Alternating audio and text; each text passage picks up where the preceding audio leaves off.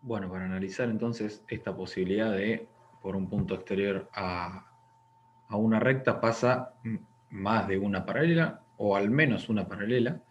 Vamos a leer, o vamos a trabajar el siguiente apartado sobre geometría absoluta. Y, bueno, básicamente, la idea es desarrollar una geometría sin la necesidad de utilizar el postulado del paralelismo, o sin utilizar el postulado del paralelismo. La bibliografía nos indica que esto constituiría un sistema axiomático no categórico, y entonces nos nombra algunos de los enunciados. Puntualmente nos vamos de los teoremas válidos en la geometría. Eh, entonces vamos a quedarnos básicamente con los dos primeros. El primero dice que si dos rectas de un plano son perpendiculares a una tercera, entonces dichas rectas no se cortan. Bueno, veamos entonces esto. Lo que nos quiere decir es muy simple. Bueno, acá está la idea del primer teorema, ¿no? Si yo tengo dos rectas que son perpendiculares a una tercera, obviamente esas rectas no se cortan. Si estuviésemos en geometría euclidiana, estamos hablando de que esas rectas son paralelas, pero acá en la búsqueda de esta geometría absoluta, la definición de paralela va a ser distinta, es decir, no va a ser esa idea que nosotros tenemos de la geometría euclidiana. Este apartado de geometría absoluta, lo que se está buscando es un sistema axiomático que funcione en ambas geometrías, tanto en la geometría euclidiana como en la geometría hiperbólica, utilizando solamente los cuatro primeros axiomas de Euclides, es decir, sin considerar el quinto postulado. Fíjense que el quinto postulado un poco está vinculado con el segundo teorema, que nos dice que por un punto exterior a una recta pasa al menos una paralela. Entonces ahí abre las dos posibilidades, ¿no? Si pasa una, estaríamos considerando la geometría euclidiana, y si pasa más de una, bueno, ahora vamos a ver que estamos en la idea de geometría hiperbólica. Bueno, acá está lo que les mencionaba, ¿no? Que dice, para aclarar el significado de los teoremas 1 y 2, en la geometría absoluta conviene considerar la siguiente definición de paralela debida a Gauss y propuesta también por Valley en su obra La ciencia absoluta del espacio. Y esta definición entonces es la que va a adoptar esta geometría absoluta para paralela. Si dos rectas coplanares AB y CD no se cortan, mientras que toda recta que pasa por A entre AB y AC corta a CD, entonces AB es paralela a CD. Fíjense que acá tienen el gráfico, que es el mismo que yo hice en el pizarrón, pero tenemos esta recta, AB y CD, no se cortan, mientras que toda recta paralela que pasa por A, entre AB y CD, corta CD. Ven que acá tengo, perdón, dije la palabra paralela y no digo. Toda recta que pasa por A, entre AB y CD, corta a CD, son estas rectas punteadas, son algunas de esas. Entonces AB es paralela a CD. Es decir, eh, si yo tengo entre estas dos rectas otras rectas que pasan por un cierto punto específico que cortan a ambas rectas, entonces podemos decir que esas rectas son paralelas. Esa es la definición que se va a adoptar para esta geometría absoluta. Bueno, después vamos a meternos específicamente con el trabajo de Lobachevsky sobre, obviamente, que es de geometría hiperbólica, una de las geometrías neoclidianas. Eh, y bueno, vamos a ver un poquito en qué consiste ese desarrollo.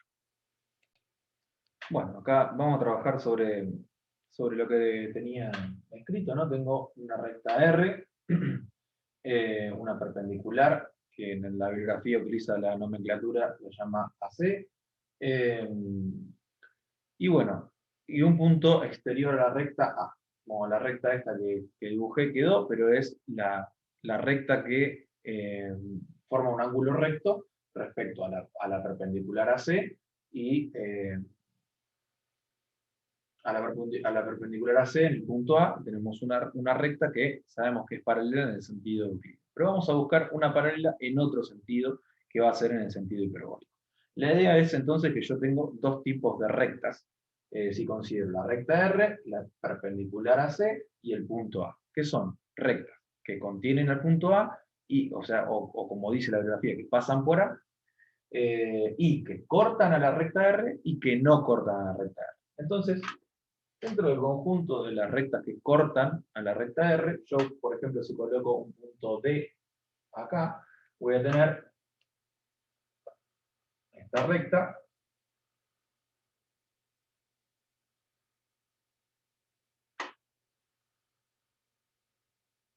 que es una recta que corta al AR, ¿no? Por este punto D, vamos a elegir en vez de un punto, una serie de puntos. Si yo elijo, o una sucesión de puntos, mejor dicho, si yo elijo un punto más adelante, vamos a poner llamarlo D0, voy a tener otra recta que también es secante, es decir, pertenece al conjunto de las que cortan a la recta R,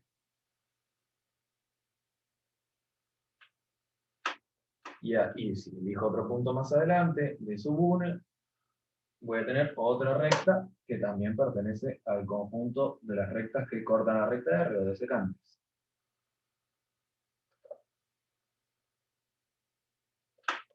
Bueno, y así sucesivamente podría seguir ubicando el punto o en una sucesión de puntos. Bueno, si yo considero el límite de esa sucesión en el infinito, voy a encontrar, o sea, este punto lo coloco en el infinito, según esta teoría, lo que voy a estar encontrando es una recta que no corta a la recta R.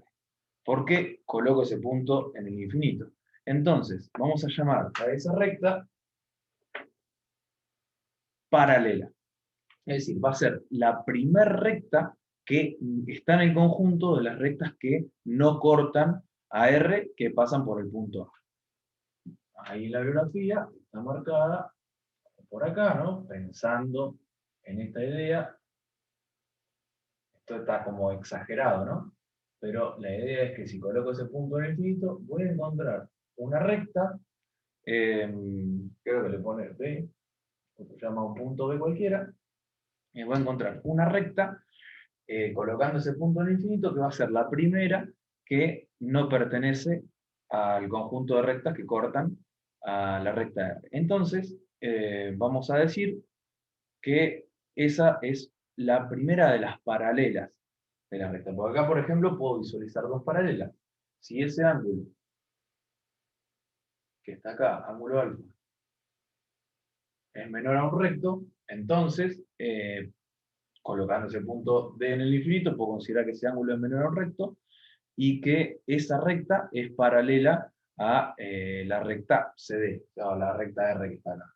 Y además, considerando la recta que forma el ángulo recto que les mencionaba hoy, esta recta, tendría otra recta que está en ese conjunto. Por lo tanto, ya acá lo que voy viendo es que, según esta idea, puedo mostrar que hay más de una recta paralela. Obviamente, nos cuesta darnos cuenta, porque en el sentido que nosotros estamos viendo de la geometría euclídea, es difícil verlo, pero yo tengo que considerar que ese punto está en el límite cuando ese punto lo voy colocando en el infinito. El infinito en un sentido real, en un sentido tangible, visible, no lo tengo. Entonces, bajo esa idea es que se puede construir este concepto de paralela. A este ángulo alfa se lo llama ángulo de paralelismo.